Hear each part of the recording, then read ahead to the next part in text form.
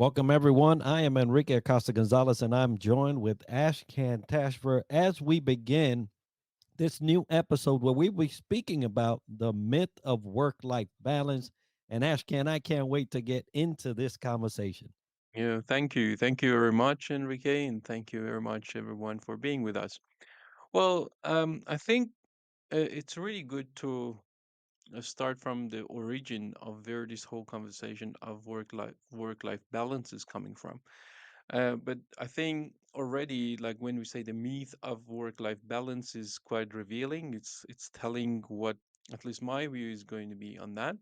So, if you take a historical narrative, there was the time that, especially like from the beginning of the Industrial Revolution, where lots of massive changes are happening in the workforce. Yeah. So, and then you can see that like in 1970s, 1980s, that's the exact time that some of these conversation around work-life balance is coming up. But there was a time at the time of feudalism where you didn't really own your own labor. You didn't own yourself. You didn't own your labor in most part in many different parts of the world. So therefore you were to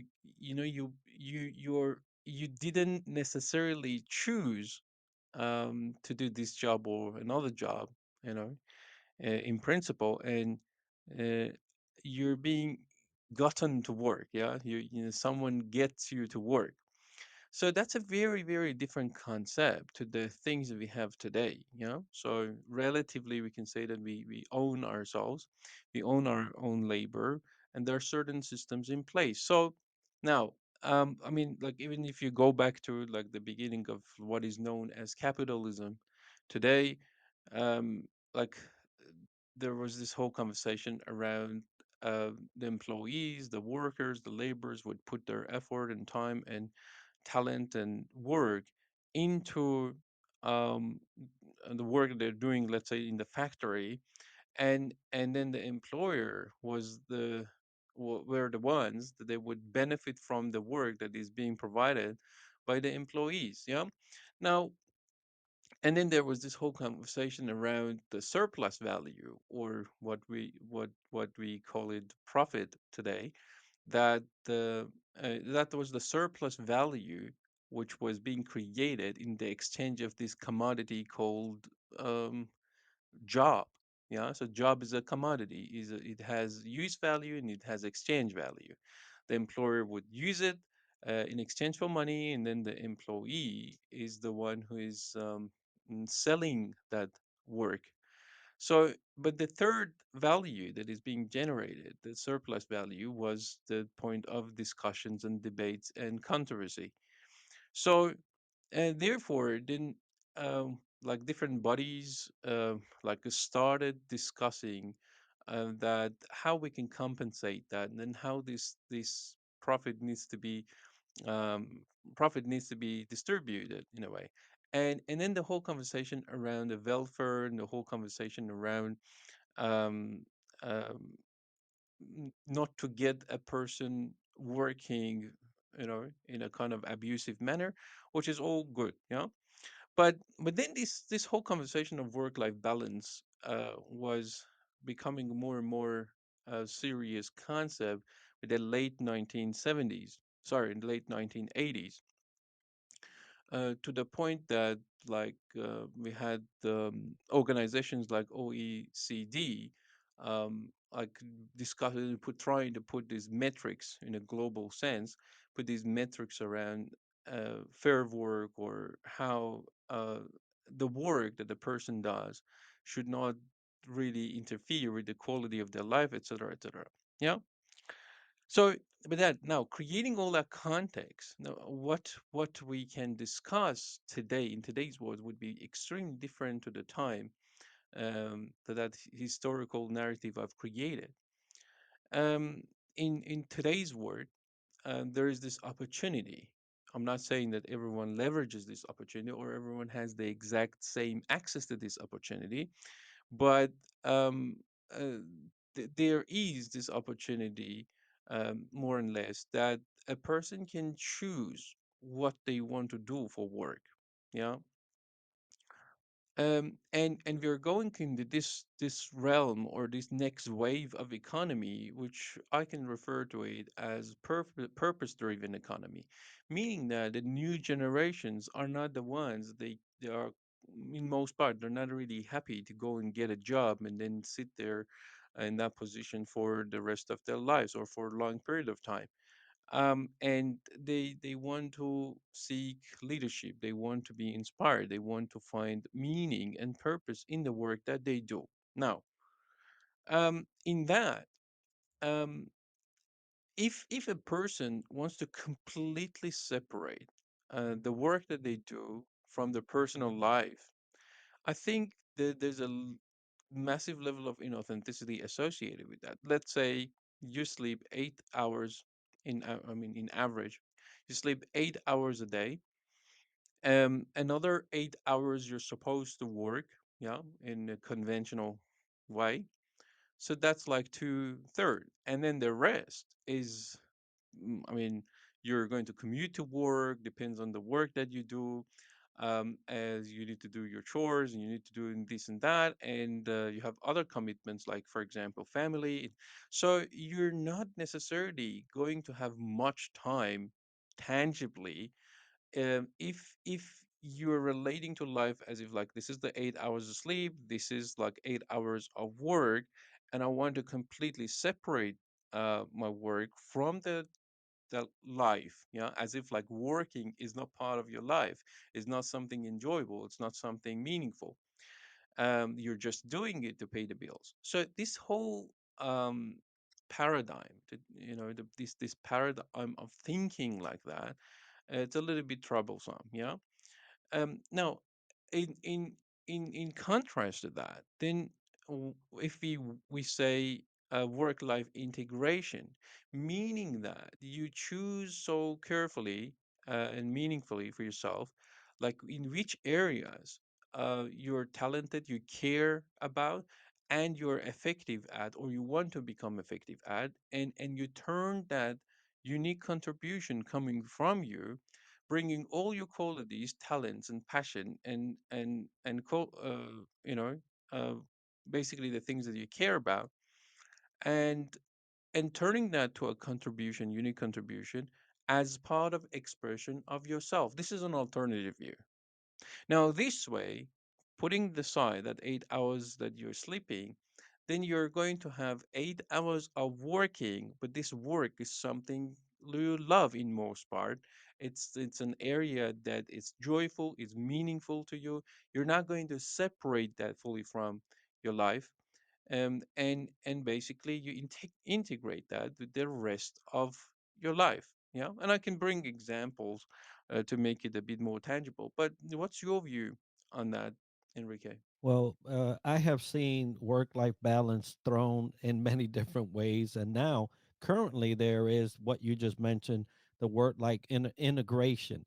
But there's Mm, been a battle there on how to even address work life balance and if it even exists in reality, and how you was to mm, address that. And there's been a lot of critical conversations around work life mm. balance. Yeah. So, yeah. See, for example, imagine that I'm a parent who wants to take care of my kids, and I'm the main carer. And if I choose, because that's my choice. My choice is, I want to raise kids and I want to have that part of my life going. Yeah, so I'm not this workaholic person who is extremely industrialized, and I want to go in and be part of this very, very tiny minority of people that they just work. Yeah. And so then if I go and choose a career, develop a career to go in mining industry, let's say, and I need to go to the mining fields, and so you're not going to be able to really integrate that very well. Now, there may be exceptions, like I don't have full understanding of that industry. This is just an example. I hope that this lands well. Now, the thing is, if you're going to commute to the mining field and the, like on a daily basis, and then at the same time you're going to spend quite good amount of time with your kids, especially if they're quite young, then like you're basically trying to mix oil and water. Yeah, so that's not going to be integrated. Then you need to come up with ways how to balance it. Balance it out. You need to put certain structures in place so that you can build your career at the same time, and that's going to be challenging, and I know lots of people would resonate with this, as I'm explaining now. In a contrary, let's say for example you are that, but then you are a bookkeeper, that basically you can sit at your desk, and then you can take care of the bookkeeping. You go through the accounts, etc., etc. Obviously that requires lots of attention to details, and you need to be responsible, etc., etc. But see, you're removing so many different um, um, steps in comparison with going to the mining field, commute to work, etc., etc. Or you may be this coach who can sit online and then work with people. When we are choosing which career we're building, in the context of what our top priorities are in life, that's going to facilitate this work-life integration. Yeah. Or another example, if you're an entrepreneur, yeah, you hear this a lot, Enrique.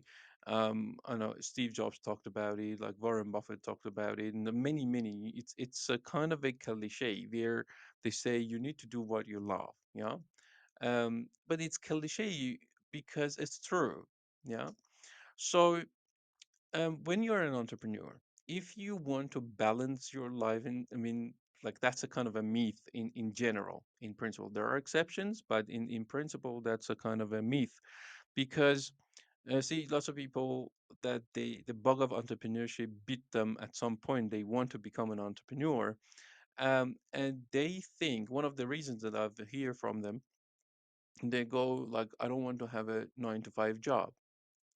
Well, okay. And then immediately my response is, then you're telling me implicitly that you're ready for 24/7. Because in the beginning, it's going to be tough. You want to lift this startup, and there's so many things coming your way, and you're going to find it really challenging time wise. Uh, Now, so if you're this entrepreneur, and you're jumping into unknown, you're stepping into unexplored territories, you're going to be dealing with tremendous amount of uncertainties. What will happen here is like, all these matters are going to happen from a legal standpoint, from your competitors, lots of doubts and hesitations and everything that you go through, and it's going to occupy a wide, I mean, the big part of your life and your time. So, and all of these matters that are going to come in your way, many of them are going to be not pleasing at all. Now, if you don't love what you're doing, if you don't find what you're doing so meaningful beyond potential financial rewards, you're going to give up. And that's the thing, like if you look into the statistics, like over 90 something percent, 94, 95% of startups, they failed in the first 1 or 2 years. But when we say fail, my observation, my experience as a venture builder, an investor, working with so many different startups, is it's not failure really. Like, it's like, if you have this idea that you need to have a predictive plan, you put it in place, and then you execute it on it, and it's going to work, and then you fail. Yes, okay, but the reality is it's iterative. Yeah, so you go rounds and rounds and rounds. Now, what I've realized is they just give up. It's not a massive failure. They give up. One of the major reasons why they give up, because they don't care about the cause enough. Yeah. So therefore, like, you really want to love what you do beyond the potential financial reward. Now, this is exactly where this work-life integration comes in again. The whole idea that you choose something you so care about, and you are willing to do whatever it takes to become effective at it, matters, and it's going to be meaningful, and you're going to mm, let that purpose drive you. Yeah. Then you're not going to find the um, the experience of going through the development of the startup or business or career as a burden, and you're going to be committed and do it with grace, without resentment in most part. So, and then you're not going to relate to the work that you do as a burden on your shoulders, in the sense that, okay, I have to do it so that I can pay the bills. You're going to do the thing that you find meaningful. So it's not um, excluded from the totality of your life, if you like. You know what I've seen mostly when you're talking about work life balance, and I've always thought it to be a myth ever since I did come across it, because life is like a dance with everything you do. You know, you have to know when to Yeah. lead, you have to know when to let somebody else lead you. And it's funny you mentioned oil and water, because it's kind of like that. In a balance of Mm, all things, there's a give and take, and there is no real a dedicated time to balance. It has to be very fluid. And I love when you say work life integration, because it is truly integrating different parts at so many different times. And love the entrepreneur example there, because there are a lot of myths around entrepreneurship, especially that 9 to 5 one. But yes, it has to be something that you have to understand, that fluidity has to occur in your life, because some days you won't sleep 8 hours. You'll sleep 2 or 3, right? Because you're thinking about the work, you're thinking about the demands, you're thinking about the responsibility, and then what happens from there. So you have to really look mm. at that as an integrating of other things all at once, in order to maximize that life. Yeah, yeah. And see, like when it comes to meaning, that's becoming more and more of a conversation nowadays. And see, with the advancement of the AI, artificial intelligence, machine learning, and the rest of more modern technologies, while a lot of our attention is being drawn into like the dangers associated with that, like there's lots of conversations.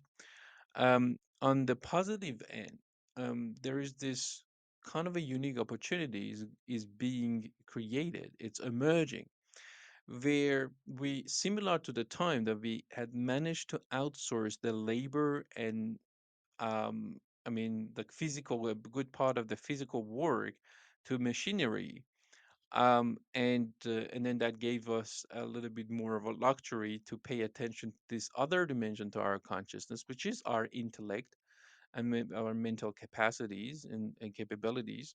Now, so similarly, like this time, a big part of the mental processes that we had, or to be exact, computation, part of our consciousness can be easily, in some cases, outsourced to these more modern technologies. And that is going to create yet another luxury for us to actually pay attention to this other dimension to our consciousness, which is meaning. And you can call it the spirituality, but that's a very overloaded term. So I'm going to be very careful when I talk about spirituality.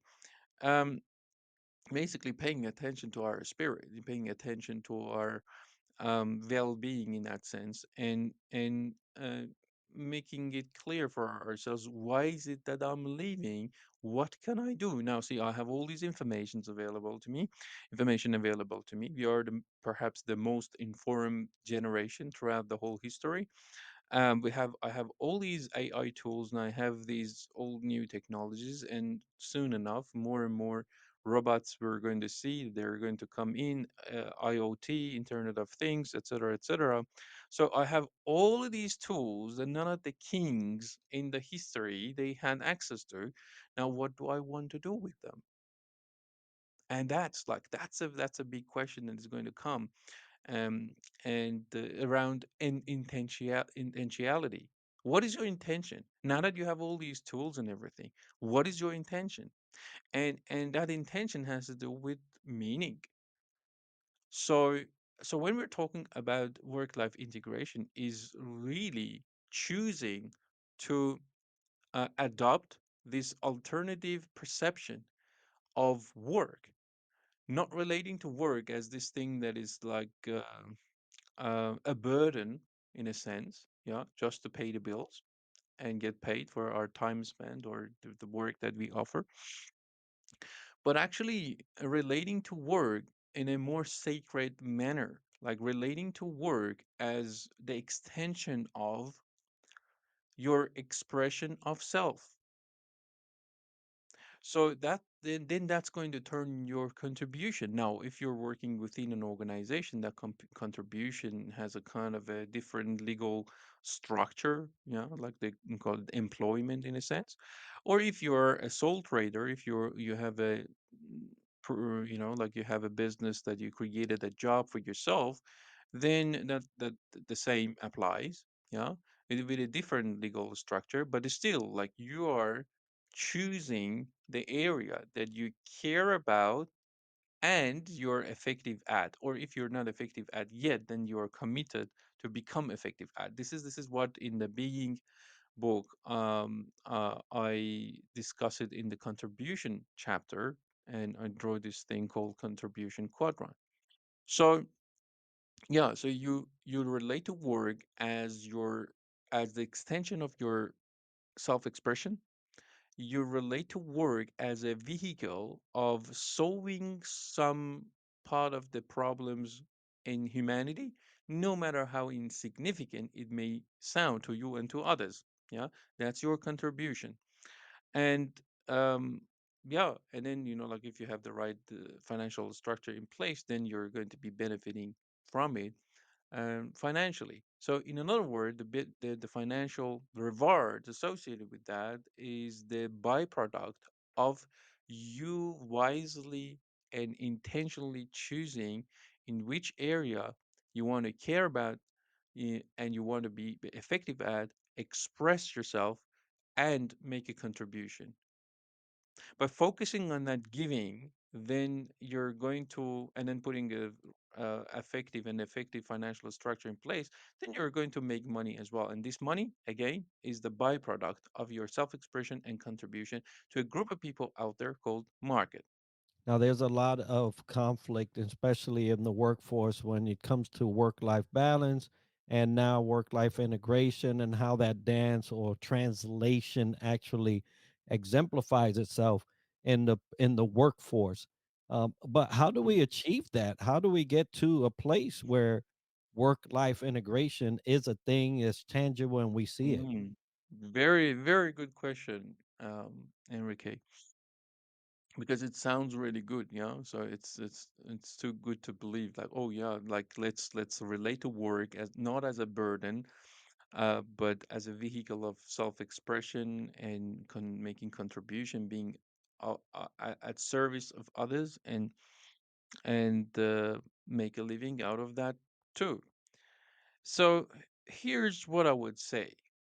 um Number one, it requires us looking inward, looking into various different aspects of our beings. So the people out there that are familiar with my body of work, the being discourse, would find it easier to relate to this. But I try to not to use the jargons and the keywords there.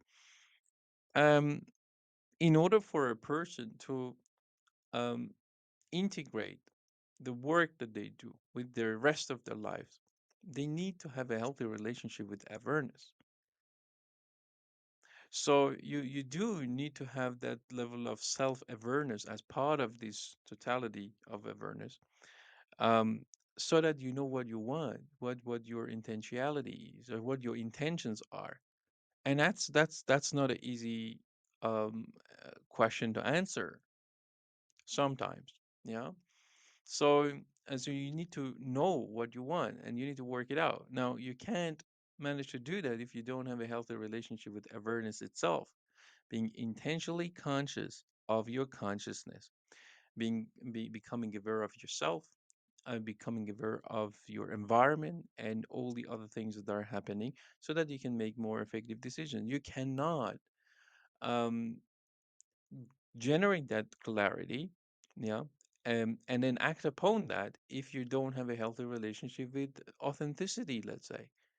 Because see, it requires a high degree of authenticity, in a sense that you want to develop congruent conceptions of different parts of reality, including yourself. Am I being authentic with myself? Is this really what I want? Is this really what I find meaningful? Yeah, at least for the time being. So all of these decisions that we're making at the end of the day, and the aggregation of these decisions are going to lead us to different results and outcomes, um, are driven by, in most part at least, by our being, how we relate to various different qualities, such as authenticity and awareness we discussed. Or, for example, like how assertive you are, even in your inner conversations. Are you really saying your real yeses and nos when it comes to see the moment? And this is the relationship between care and assertiveness. See, with care, it's the matter of axiomatical. Sorry, it's like it goes back to axiology. It's going to back to what you find valuable over other things, and then you can set your priorities, your hierarchy of values.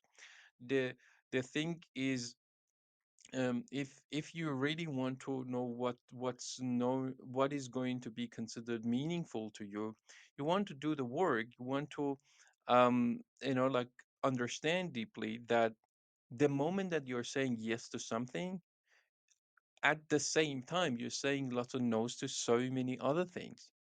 Yeah. So therefore, it goes back to how we relate to key qualities of human beings, things like authenticity, assertiveness, as I've mentioned, or courage. It requires a massive level of courage. Like, you need to have a healthy relationship with courage, or having the willingness to have a healthy relationship with courage, so that you can step forward, despite the presence of fear.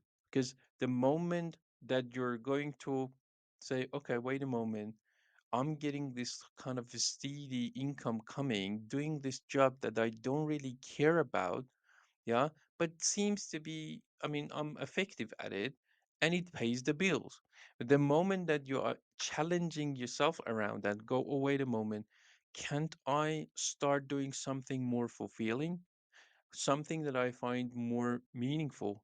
But then can I still, I mean, can I at least make the same amount of money there, as I'm making the money at the moment doing the things that I'm not really passionate about? So basically, you go through, like, your relationship with confidence, assertiveness, your relationship with responsibility and empowerment and vulnerability, all of these aspects of being, they come to play in order for you to make such an important decision. Yeah. So what to do for work, in principle, in life, that's one of perhaps the top three questions that one wants to ask themselves, because that's a big portion of your life. So there are a large number of people that they just leave, like, I go, okay, I'll go to work, come back, and they literally not rely much on their 5 days in the week, and they just leave life for the weekends. So, but then there are also people, as we're talking about it, that they integrated their career, their work into the totality of their lives, and they leverage that. So yeah, so the answer to that is not a very um, quick answer, yeah, but it's like going back and looking inward, looking in our being and how we relate to all these different key qualities. That's what I would say. Very good answer. And folks, it's been a pleasure to not only dive into the myth of the work life balance, but cover the things that we did. We covered some of the origins of the work life balance, critiques around work life balance, introduction of the work life integration, and now just covered how to achieve that. work life integration. And I hope that this information has and will aid you in diving into exploration around that integration. It truly is a dance for us to explore, but definitely worth exploring. And so I encourage everyone to do that. Thank you, Enrique. Thank you. And I have a last word. I think that should bring all of the discussions we had together. See, there may be people out there that are watching us. They may find this quite utopian, yeah, and not accessible. See, um, if you look into some of the online influencers, and they promote this kind of lifestyle of like starting the day, going in the ice bucket, and doing this and doing that, and that's not everyone's life. Most people out there very likely are not going to relate to that or even think that that's feasible for them because they have kids and they need to go to work, and like to fill in the ice bucket and jump into it and start your day like doing all of those ritual and everything. It's something that they just don't find it authentic. They don't find it congruent with the reality of their life at the moment. So the thing is, um what I'm discussing here is not an immediate achievement. Like, it's like you want to generate that clarity, sincere. You want to be sincere with yourself, authentic with yourself, and you want to generate that clarity. Yes, life is going to bring you all of these different matters that you're not the source of those matters, and you need to still respond. And in the midst of that, then you want to generate that level of clarity, that how you want it to be. And see, like when you decide that this is how I want it to be, there's no guarantee that you're going to hit the target, because the norm is not to achieve. Yeah. And that's why being accomplished in that sense and develop that kind of a career, that you can enjoy and you can move forward and you can integrate it into your life, is not an easy job. That's not what is being said here. Yeah. But it's very, very fulfilling and rewarding. And that's the thing that, lots of people, especially young people, may collapse getting a job with building a career. What I'm discussing here is like building a career, and that's not an immediate, like it's instant gratification. You need to say goodbye to that. And a person who's willing to make this work life integration a thing in their lives, they want to value it, need to know that it's a process. It's a transformative, iterative process of generating that clarity and working towards it and build that as they go. Yeah, there is a saying that there's a reason why slow cooked meals taste so good. You just can't rush it, right? And integration is Mm. something you just can't rush into. You're not going to get immediate results from doing.